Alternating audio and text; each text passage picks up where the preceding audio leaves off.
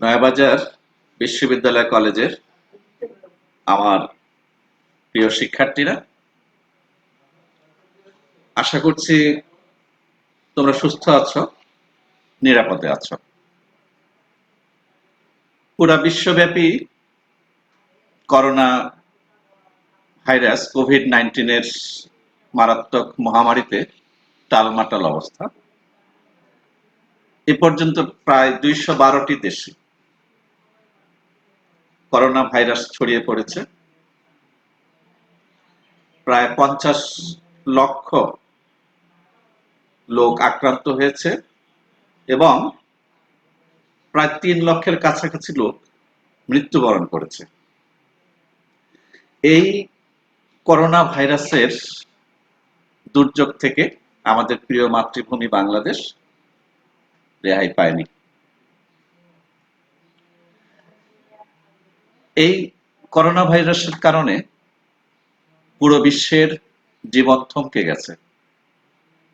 অর্থনীতি থেকে শুরু করে সমাজনীতি, স্বাস্থ্যনীতি সবকিছুতেই বিরূপ প্রভাব পড়েছে। বাদ যায়নি শিক্ষা ব্যবস্থা।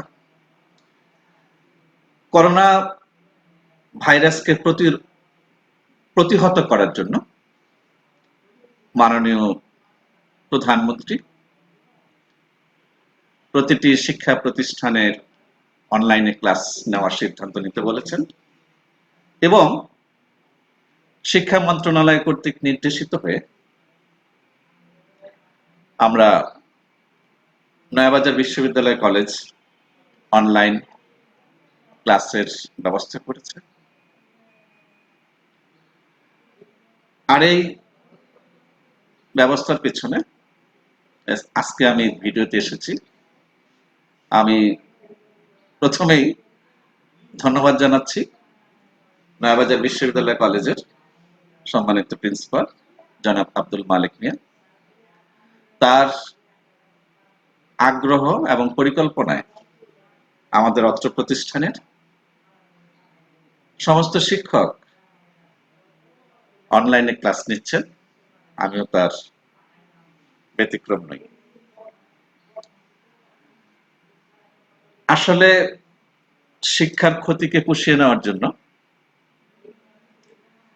এই অনলাইন প্রযুক্তি আমি মনে করি একটি সময় উপযোগী সিদ্ধান্ত।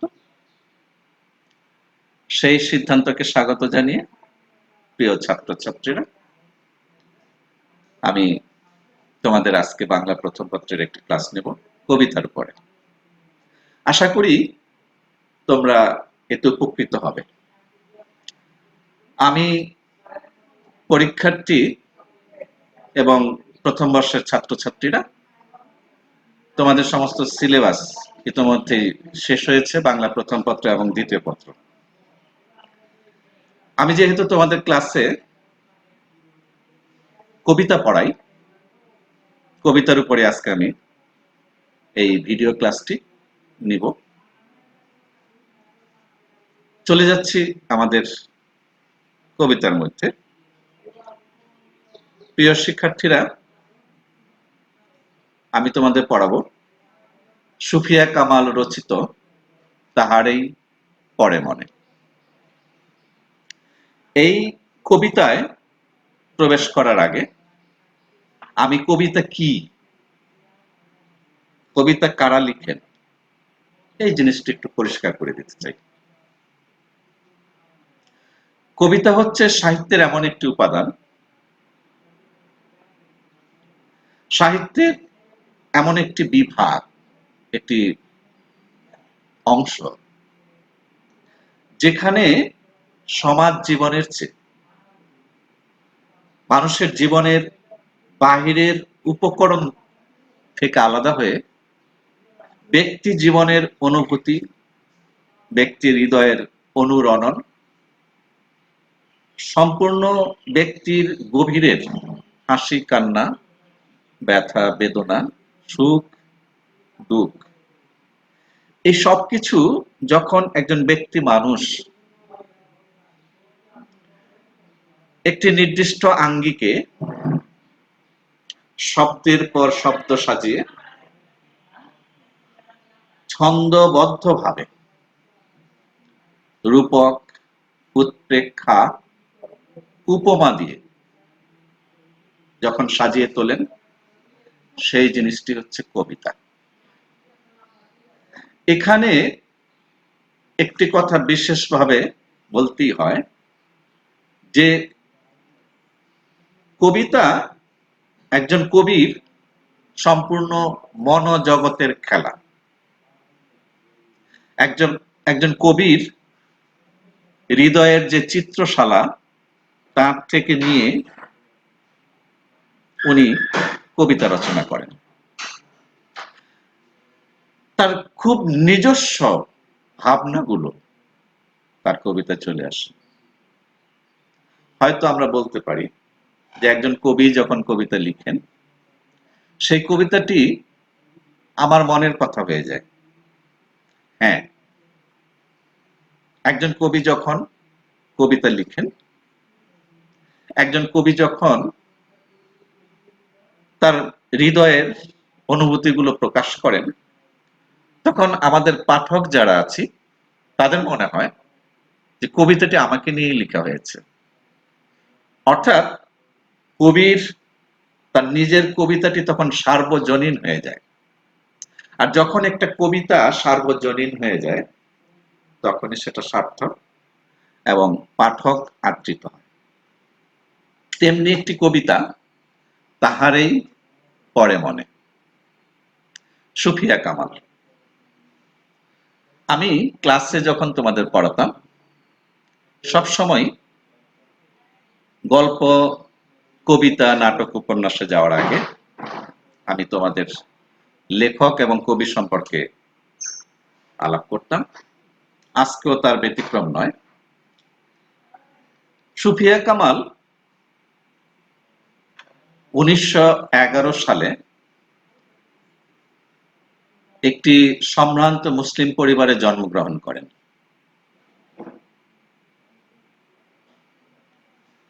উনি ছিলেন প্রাতিষ্ঠানিক শিক্ষায় শিক্ষিত ছিলেন না, স্বশিক্ষায় শিক্ষিত ছিলেন।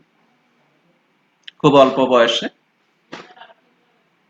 তার বিয়ে হয়ে যায় স্বামী সৈয়দ নেহাল হোসেন, এবং খুব অল্প বয়সেই তার স্বামী নেহাল হোসেন মারাও যায়।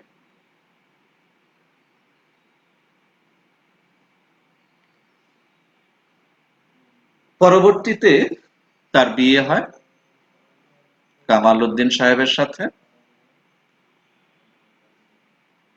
এবং এই মহিয়সী নারী মারা যান 1999 সালে। তিনি পেশাগত জীবনে একটি বিদ্যালয়ের শিক্ষিকা ছিলেন এবং পরবর্তীতে সারা জীবন সাহিত্য সাধনা করেছেন। সুফিয়া কামাল এমন এক সময় জন্ম নিয়েছিলেন যখন মুসলিম সমাজে নারীরা ঘরের ভিতর বন্দী ছিল। শিক্ষা দীক্ষা, সংস্কৃতিতে তাদের অংশগ্রহণ ছিল না। সেই নারীদের জন্য সুফিয়া কামাল আন্দোলন করেছেন। নারী আন্দোলনের যারা পুরোধা ব্যক্তিত্ব আছেন, তাদের মধ্যে সুফিয়া কামাল একজন। সুফিয়া কামাল অনেকগুলো বই লিখেছেন, তার মধ্যে সাঝের মায়া, মায়া কাজল, কেয়ার কাঁটা, উদাত্ত পৃথিবী ইত্যাদি। ছোটদের জন্য উনি বই লিখেছেন ইতল বিতল। তার একটি ভ্রমণ কাহিনী আছে রাশিয়ার উপরে, রাশিয়ার ভ্রমণ কাহিনী। তিনি অনেকগুলো পুরস্কার অর্জন করেছেন। তার মধ্যে হচ্ছে একুশে পদক, নাসির উদ্দিন স্বর্ণ পদক,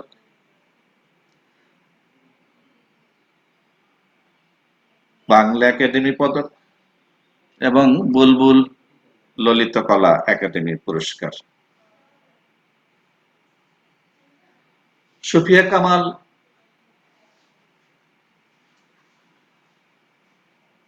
এই যে কবিতাটি লিখেছেন তাহারই পরে মনে, এই কবিতাটির একটি অন্যতম বৈশিষ্ট্য হচ্ছে এর সংলাপ নির্ভর নাটকীয়তা গুণ। বাংলা সাহিত্যের কবিতায় একটি অন্যতম সেরা কবিতা তার বৈশিষ্ট্যের কারণে। এই কবিতায় কবি নিজে এবং তার একজন ভক্ত কবিকে বিভিন্ন প্রশ্ন করেন, কবিকে অনুরোধ করেন এবং কবি তার উত্তর দেন। এই যে সংলাপ নির্ভর এক ধরনের নাটকের বৈশিষ্ট্য কবিতাটিতে বিদ্যমান, এটি কবিতাটিতে একটা আলাদা মাত্রা যোগ করেছে, কবিতাকে নিয়ে গেছে একটু অন্যরকম পর্যায়ে। আমরা দু একটি লাইন কবিতা থেকে একটু দেখি, তারপর আমরা কবিতার ভিতরে চলে যাব। হে কবি, নীরব কেন?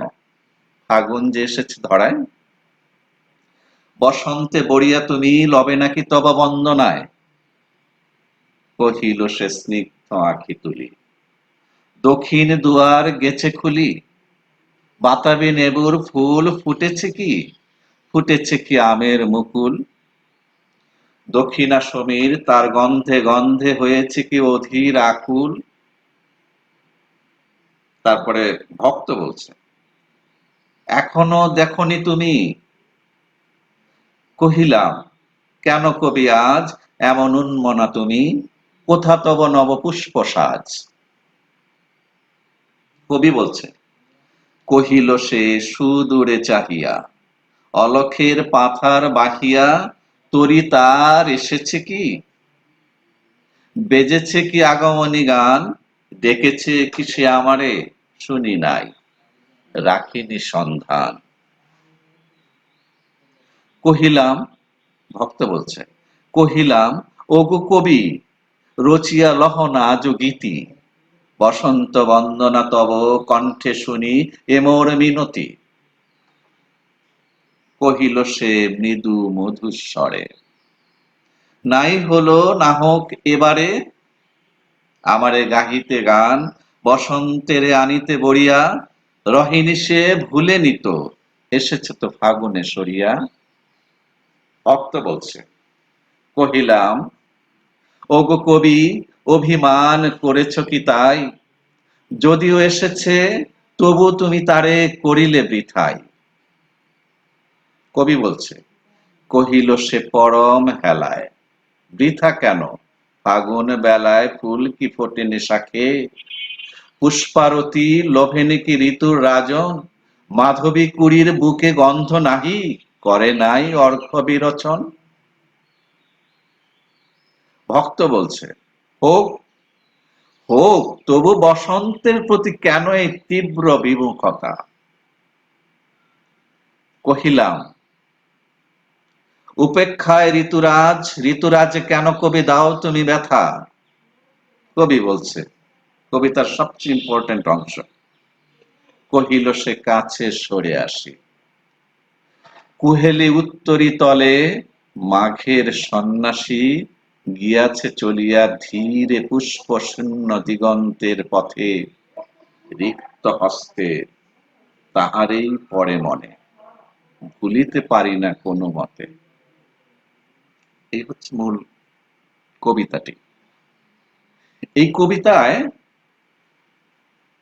কবি সুফিয়া কামাল বাইরের প্রকৃতির জগৎকে তার নিজ জীবনের সাথে মিশিয়ে দিয়েছেন। একজন কবি তার ভেতরের কথাগুলো কিন্তু আমাদের সামনে ঠিকই প্রকাশ করে দেন, অনেক সময় হয়তো আমরা বুঝি, কম বুঝি বা বেশি বুঝি। আবার অনেক সময় বুঝি না। এখানে কবির অতীত জীবন ফুটে উঠেছে। কবি হয়তো সরাসরি বলেননি, কিন্তু আমরা বিভিন্ন উপাত্ত বিশ্লেষণ করে, কবির কবিতার সুর বিশ্লেষণ করে, কবিতার লাইনগুলোকে যখন আমরা কাটাছেঁড়া করি, তখন কিন্তু এখানে পরিষ্কার হয়ে যায় যে কবি তার ব্যক্তি জীবনের যে স্মৃতির চিত্রশালা থেকে কিছু অতীতকে এনে বর্তমানের কবিতার সাথে মিশিয়ে দিয়েছে। আমরা জানি প্রতিটি মানুষ অতীতের স্মৃতিকে ভুলে যেতে চায়, কিন্তু সুফিয়া কামাল বাংলাদেশের নারী কবিদের মধ্যে যিনি অন্যতম, তিনি কিন্তু সে অতীতকে ভুলে যাননি, বরঞ্চ অতীতকে তিনি নিয়ে এসেছেন প্রধান উপজীব্য করে, কবিতার প্রধান বিষয়বস্তু করে বর্তমানে নিয়ে এসেছেন। আমরা তাহারই পরে মনে কবিতায়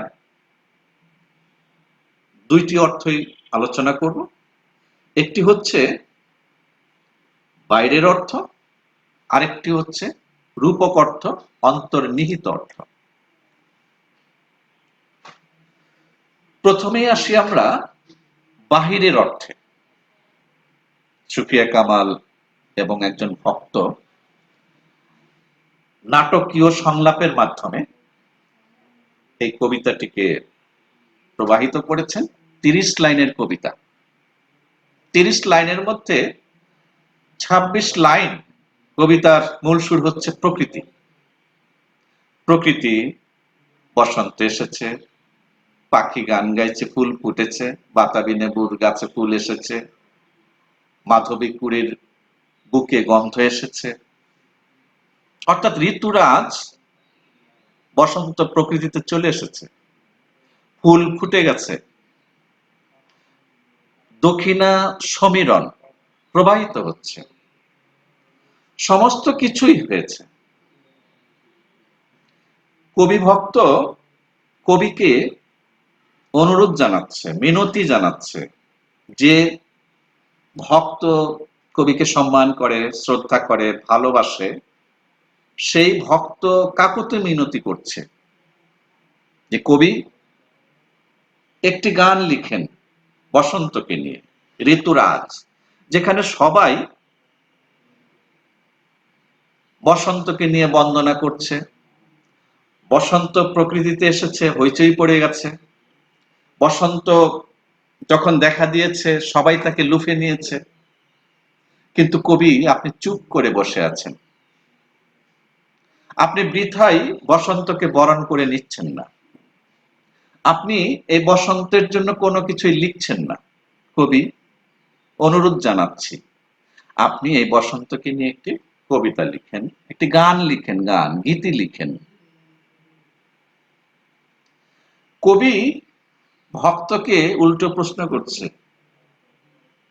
যে আমি বসন্তকে নিয়ে গীতি লিখি নাই, আমি বসন্তকে স্মরণ করি নাই, মনে রাখি নাই। বসন্ত কি আসে নাই? বসন্ত কি প্রকৃতিতে আমার জন্য অপেক্ষা করেছে? আমার জন্য কি তার সময় থমকে গেছে? এই যে কবির প্রশ্ন, এখানে আমরা বুঝতে পারি বসন্তের প্রতি কবির এক ধরনের অনীহা আছে। যেখানে সবাই বসন্তকে নিয়ে হইচই করছে, বন্দনা করছে, যেখানে সবাই বসন্তকে তার আগমনকে শুভেচ্ছা জানাচ্ছে, বসন্তের ভালো সময়কে যখন গ্রহণ করছে, তখন কবি এই সময় ভীষণ রকমের উন্মনা, ভীষণ রকমের আনমনা, এবং বসন্তকে এড়িয়ে চলার তার ভীষণ রকমের প্রবণতা। এটা দেখে কবি ভক্ত অনেকটাই বিস্মিত হয়ে যান। যখন কবি বসন্তকে নিয়ে কবি ভক্তের অনুরোধ রাখলেন না, কবিতার একদম শেষ পর্যায়ে শেষ 4টি লাইন কবিতার পুরো বিষয়বস্তুকে অন্যরকম করে দিল, আমাদের মনোজগৎকে একটা ধাক্কা দিল। কবির এই যে বসন্তের প্রতি অবহেলা আমরা তখন মেনে নিলাম। তার সেই 4টা লাইন, শেষের 4টা লাইন হচ্ছে যে কহিল সে কাছে সরে আসি, কুহেলি উত্তরি তলে মাঘের সন্ন্যাসী। কুহেলি মানে কুয়াশা, উত্তরি মানে চাদর।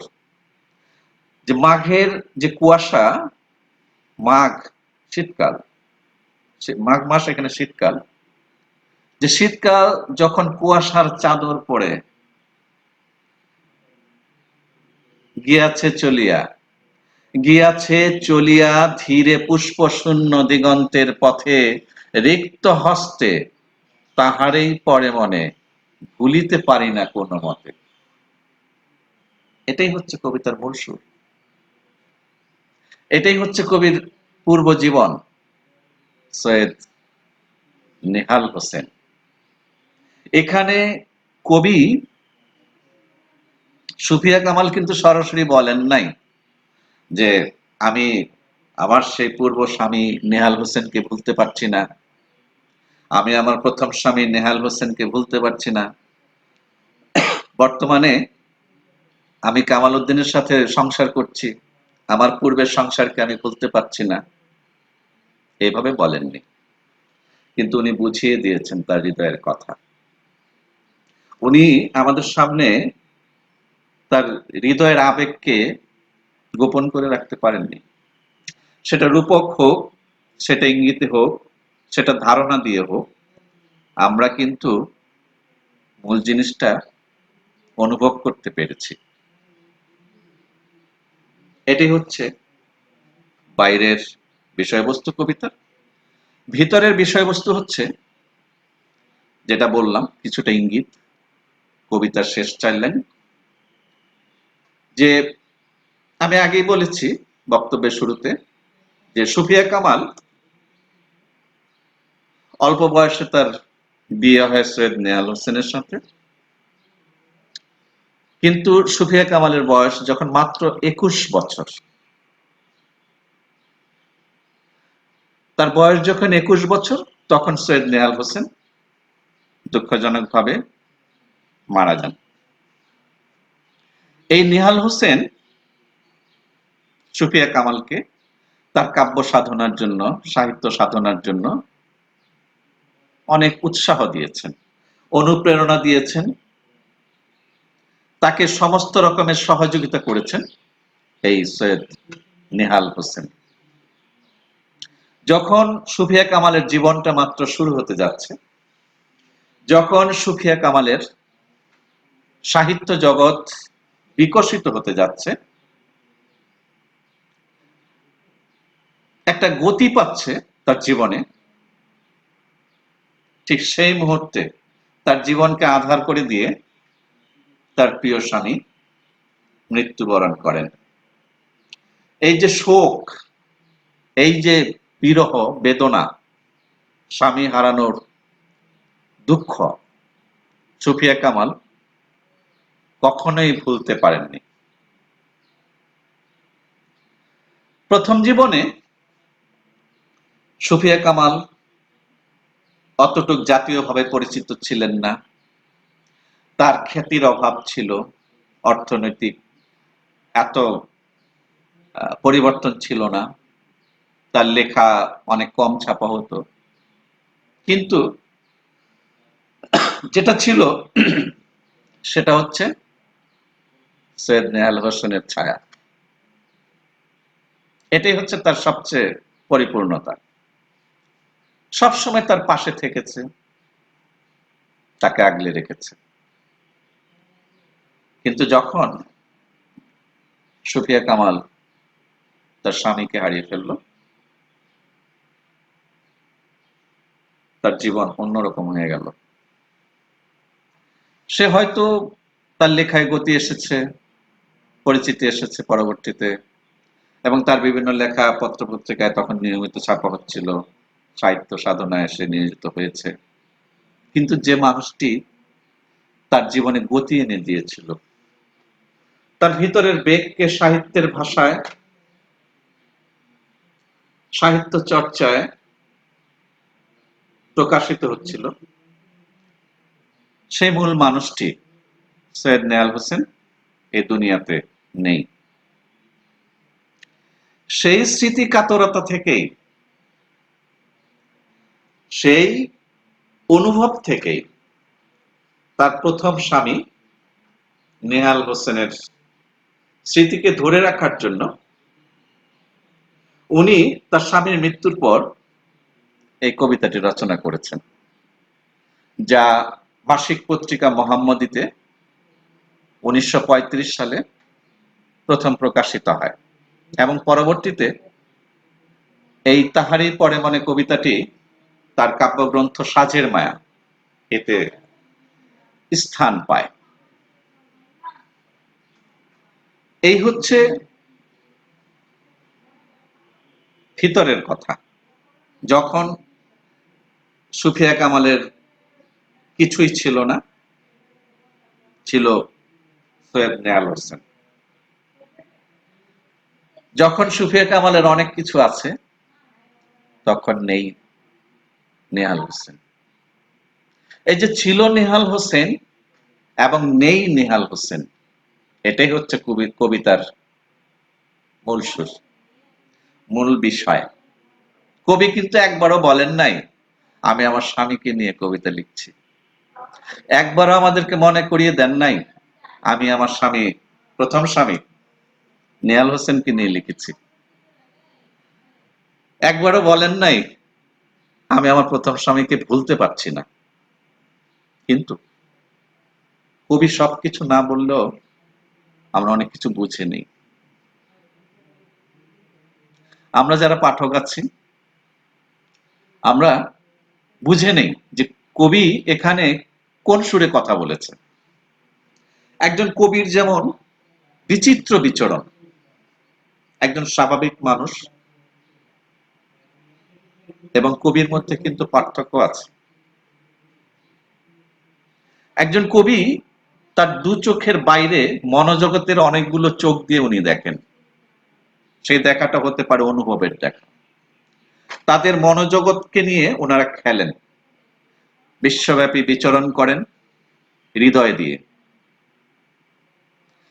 সাহিত্যের এই কবিতা শাখাটা কিন্তু অন্যরকম। একজন গদ্য লেখক, নাট্যকার, উপন্যাসিক যা দেখেন সরাসরি লিখে দেন, হয়ে যায়। কিন্তু একজন কবি এই চক্ষু দিয়ে যা দেখেন তাই লিখেন না। ওনারা হৃদয় দিয়ে যা ভাবেন, মনোজগৎকে নিয়ে লেখেন, বুকের ভিতরের অনুভূতিগুলো শব্দের পর শব্দ সাজিয়ে প্রকাশ করেন। এই কবিতায় সুফিয়া কামাল আকারে ইঙ্গিতে অনেকটা রূপকের মাধ্যমে বসন্ত এবং শীত ঋতুকে পাশাপাশি রেখে তার প্রাক্তন জীবন, অতীত জীবন এবং বর্তমান জীবনকে মিলিয়ে দিয়েছেন। এখানেই কবি সুফিয়া কামালের সার্থকতা। প্রিয় শিক্ষার্থীরা, এখানে আমরা স্বাভাবিকভাবে বুঝি যে বসন্তকাল হচ্ছে সবার প্রিয় ঋতু, আর শীতকাল হচ্ছে পাতা ঝরার দিন, পাতা ঝরার মৌসুম, কেমন রিক্ততা, নিঃস্বতা, একটা বেদনার প্রতীক, হাহাকারের প্রতীক। ফুল নাই, পাখি নাই, দক্ষিণা বাতাস নাই, ফল নাই, খালি খালি শূন্য শীতকাল। সবকিছুতেই একটু বিষণ্ণতার বাড়াবাড়ি। আর বসন্ত মানে হচ্ছে পূর্ণ, সবকিছুতেই এক ধরনের সজীবতা, দক্ষিণার শিহরণ, ফুল, ফল, পাখি, এক ধরনের প্রকৃতির রূপ, বৈচিত্র্য, সমস্ত কিছু চলে আসে প্রকৃতিতে। স্বাভাবিকভাবেই একজন মানুষ কিন্তু বসন্তের প্রতি আকৃষ্ট হবে, কিন্তু সুফিয়া কামাল উল্টো পথে হেঁটেছেন। তিনি আকৃষ্ট হয়েছেন শীতকালের প্রতি। কেন হয়েছেন? ওই যে যখন রিক্ত ছিল, আমি বলেছিলাম এই লেকচারের একটু আগেই বলেছি, যখন তার অনেক কিছুই ছিল না, অর্থনীতি থেকে শুরু করে তার পরিচিতি থেকে শুরু করে, তখন ছিল নেহাল হোসেন।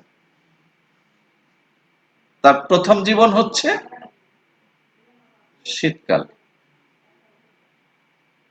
আর এখন সুফিয়া কামাল খ্যাতিমান, সে সাহিত্যের জগতে বিচরণ করছে এবং অনেকটাই পরিচিতি লাভ করেছে। বসন্তকালের রূপ তার জীবনে পরিলক্ষিত হয়, কিন্তু তিনি সুখী না। তিনি মনের দিক থেকে এই জীবনকে মেনে নিতে পারছেন না, ঠিক বসন্তকালের মতো। হতে পারে ঋতুরাজ, হতে পারে প্রকৃতি ভরপুর, কিন্তু সুফিয়া কামালের হৃদয় তার সেই শীতকালের জীবন, প্রথম স্বামী নেহাল হোসেনকে আঁকড়েই পড়ে আছে। তাহলে প্রিয় শিক্ষার্থীরা, আমরা এই কবিতা থেকে যেটি বুঝলাম সেটি হচ্ছে কবির ব্যক্তি জীবনের কথা এখানে এসেছে, এসেছে বাইরের প্রকৃতির কথা, বসন্ত এবং শীতকালের কথা, এবং নাটকীয়তার মাধ্যমে একজন কবি ভক্ত এবং কবি সংলাপ দিচ্ছেন। এই সংলাপের মাধ্যমে ৩০ লাইনের এই কবিতাটি অক্ষর বৃত্তে ছন্দে লেখা, অত্যন্ত চমৎকার একটি কবিতা। তাহারই পরে মনে নামকরণ সম্পর্কে যদি একটু বলি, যে সম্পূর্ণ সার্থক হয়েছে, এর চেয়ে ভালো নাম হতে পারে না। এই কবিতায় এই তাহারই পরে মনে, আমি যখন ওই সৈয়দ নেহাল হোসেনের কথা বললাম, তখন কিন্তু চট করে মনে হয়ে যায়, তার মুখটি এক ধরনের কল্পনায় ভেসে আসে আমাদের কাছে। হয়তো প্রশ্ন উঠতে পারে যে বর্তমান জীবনে কি সে সুখী না? বর্তমানকে সে কি অস্বীকার করছে? বর্তমান সংসারকে, অতীতকে কেন ভুলছে না? প্রশ্নটা সঠিক। মানুষের জীবন বড় জটিল এবং অন্যরকম। তারা ভাবে বিচিত্র ভাবনা, তারা কিছু ভুলে যায়, কিছু ভুলে না, কিছু মনে রাখে, আবার অনেক সময় কিছু মনে রাখে না। সুফিয়া কামালের এই স্মৃতিটুকুন হয়তো তাকে এমন শক্তি দিচ্ছে, সে ভুলে নাই, সে মনে রেখেছে। এটা অস্বাভাবিক কিছু নয়। মানুষের মনের কোনো এক কোণে এমন কিছু স্মৃতি জমা হয়, অক্ষয়, অব্যয়, প্রত্যেকটা মানুষের। সেই স্মৃতিটাকে কেউ ধরে রাখে, আবার কেউ অনেক সময় ঝেড়ে ফেলে দেয়। এটা ব্যক্তি মননের উপর নির্ভর করে, ব্যক্তি মানুষের উপর নির্ভর করে। সুফিয়া কামাল হয়তো অনেক কিছুই ফেলে দিয়েছেন, অনেক কিছুই বর্জন করেছেন, কিন্তু তার এই কবিতার স্মৃতিটুকুর অর্জন রয়ে গেছে। ভুলেননি, ভুলতে পারেননি। যে মানুষটা অল্প বয়সে মরে গেছে, তার সাথে খুব অল্প দিনের সংসার করতে পেরেছিল সুফিয়া কামাল, সেই সৈয়দ নেহাল হোসেনকে ভুলতে পারেননি। এটা অবাক করার কিছু নেই। একজন মানুষের মনে থাকতেই পারে, কেউ হয়তো প্রকাশ করে না, কেউ প্রকাশ করে। সুফিয়া কামাল মনে রাখাদের একজন, এবং প্রকাশ করেছেন তাহারই পরে মনে কবিতার মধ্য দিয়ে। প্রিয় শিক্ষার্থী যারা আছো, যারা এই ভিডিওটি দেখলে, আশা করি তোমরা অনেক কিছু বুঝতে পেরেছো, অনেক কিছুই শিখলে। তোমরা যারা বাসায় বসে আছো তাদের কিন্তু পড়াশোনার বাইরে থাকলে হবে না। আমি শুধু একটি কথাই বলবো, এই দুর্যোগ হয়তো আমাদের জীবনযাত্রাকে থামিয়ে দিয়েছে, হয়তো আমরা অনেকটা বেকায়দায় পড়ে গেছি, করোনা ভাইরাসের ভয়ে আমরা ঘরে লুকিয়ে আছি, এত শক্তিশালী মানুষ আমরা ঘরে লুকিয়ে আছি। নিশ্চয় আমরা ভবিষ্যতের ভালো সময়ের অপেক্ষায় আছি। মানুষ স্বপ্ন দেখে, স্বপ্ন নিয়ে আমরা বেঁচে আছি। আবার সময় আমাদের আয়ত্তে চলে আসবে, কিন্তু বর্তমানের এই সময়টুকুর সর্বোচ্চ ব্যবহার নিশ্চিত করতে হবে। সেই কারণে হয়তো ক্লাস হচ্ছে না, অনেকদিন যাবত আমি তোমাদের ক্লাসে যেতে পারছি না, আমার যেমন খারাপ লাগে তোমাদেরও নিশ্চয়ই সেরকম খারাপ লাগে। তারপরেও আমাদের চেষ্টা চালিয়ে যেতে হবে। আমরা ঘরে বসেই পড়বো, আমরা ঘরে থাকবো, সামাজিক নিরাপত্তা মেনে চলবো, আমরা নিজেরা ভালো থাকবো, সবাইকে ভালো রাখবো। মনে রাখবে, আমরা সবাই ভালো থাকলে ভালো থাকবে বাংলাদেশ। সবাইকে শুভেচ্ছা।